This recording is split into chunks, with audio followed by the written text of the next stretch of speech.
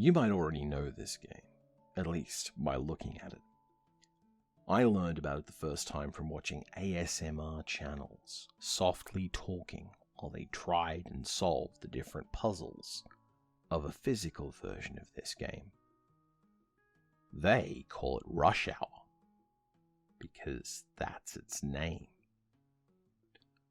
It's a sliding block puzzle where you have a bunch of blocks that can only be slid along their longest axis. They're used to represent cars and trucks. The idea behind this is inspired by a concept from a bygone history of the traffic jam, where people would depict in magazines and cartoons lots of cars all trying to use the road at the same time at different angles, becoming locked in against one another, stuck in place, until the road at some nebulous endpoint cleared up. All of the cars at odd angles, where getting out involved shifting everyone just enough in the right way. It's funny to think about how rush hour as a concept is kind of dated for me.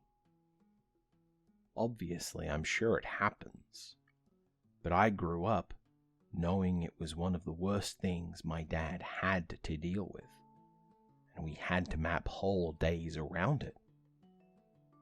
But now, I couldn't tell you a thing about it, because I catch the bus everywhere. Perk of living in a place with nice public transport, not gonna lie to you. The original puzzle design driving Rush Hour is the product of a designer known as Nob. Nob is short for Nobuyuki Yoshigahara, a prolific puzzle designer from Japan. Now, I don't really know Nob's work very well, but based on reading up on it, the reason I can't appreciate the scope of Nob's work is the reason why, standing on the ground outside my house, I can't really appreciate the scope of Australia. I don't know Nob as a designer very well, but by what I can see, he was incredibly prolific, creating a vast body of work, such that his favorite designs are all kind of top 10 best puzzles for some designers. At one point, he was writing 17 monthly columns on puzzles and wound up filling over 80 books on their design. He received multiple awards from puzzle associations and is the favorite designer of a lot of more modern designers of puzzles.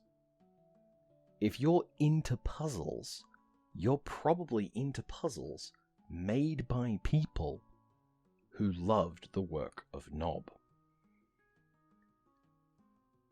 My favorite anecdote learning about his history is that when the 4x4 Rubik's Cube was released with a mechanical flaw that meant it could fail under stress, Nob was so intrigued by the design that he redesigned it. He redesigned someone else's design and mailed the revision to the publishers of the game. And this being the 1980s, they just implemented his changes. If you've ever seen the Little Metal Elk puzzles by Hanayama, yeah, there's a reason there's an N-O-B inscribed on them. He was also an early adopter of computer technology to help design and solve puzzles. So there's some foreshadowing. I don't know why Rush Hour became a darling of the ASMR community. For those of you unfamiliar, ASMR refers to the Autonomous Sensory Meridian Response, a science-sounding way to describe a phenomenon of experiencing pleasant sensations due to a wide variety of subtle stimuli that are hard to explore in most everyday situations. It's a big deal on YouTube, a genuine industry, on a platform that gave the medium a lot to work with and a community to connect to. And the thing is, if you're not interested in it, you might not know anything about it. It has that name entirely because they needed some term to describe this sensation, and it was easier to talk about it with that scientific sounding term than searching for sound files that give me a nice fuzzy feeling in the back of my head and remind me of getting a haircut when I was a little kid. It's also the genre that's used for readings like this. I am deliberately aiming for a soft-spoken, gently paced version of my normal presentation, without trying to make anyone feel like their ears are itchy. ASMR is a really interesting, broad community. I think I'm in the self-conscious fictional part of it, where I want someone to talk to me nicely about something obviously fantastic. Some folks want to hear a pretty girl playing with cellophane. Some folks want to have their cranial nerves examined.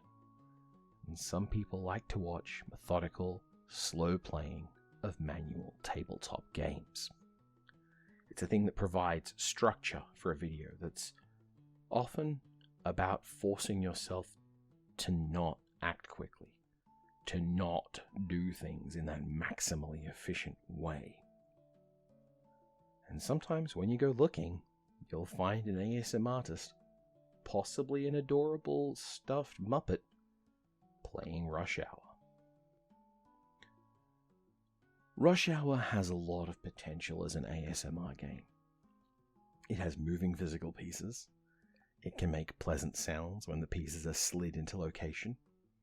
It rewards thoughtful consideration of those pieces and what they need to fit around one another.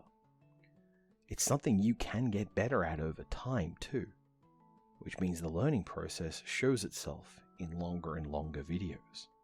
It's even brightly colored to make sure that it's easy to understand what's going on the board. I know I've been talking about Rush Hour a lot in this video, which is ostensibly about a different game called Unblock Gridlock.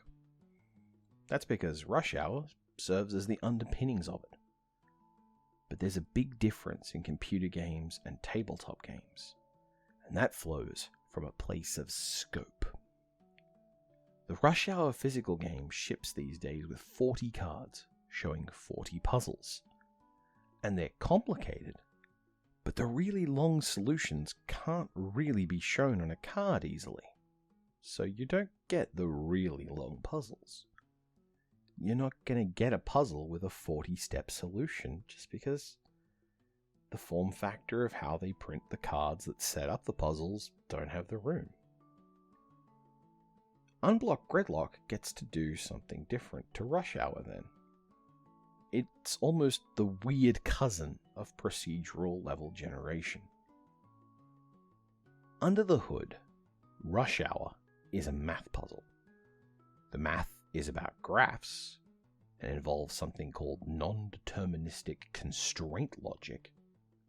But ultimately, if you can give a computer anything that fits on a standard Rush Hour board, it can solve it pretty much trivially, because largely computers are good at solving this kind of math. That means that while Rush Hour presents you with 40 puzzles, Unblock Gridlock presents you with a positively bananas 9,392. They're also divided up by difficulty, with the largest category of 6,969 nice puzzles having a small number of steps, usually under 25, which is a thing you can ask the computer to make. See, I'm pretty confident that to make all these puzzles, rather than artisanally designing them, designers made the computer generate possible puzzle configurations that could be solved within a certain number of steps, picked a reasonably sensible set of those, maybe ran some other formula through them to make sure that they were also mostly different. None that were rotationally symmetrical or stuff like that. And then just used that. I can't say for sure, but a game like Unblock Gridlock could just have all of the solvable Rush Hour puzzles in it.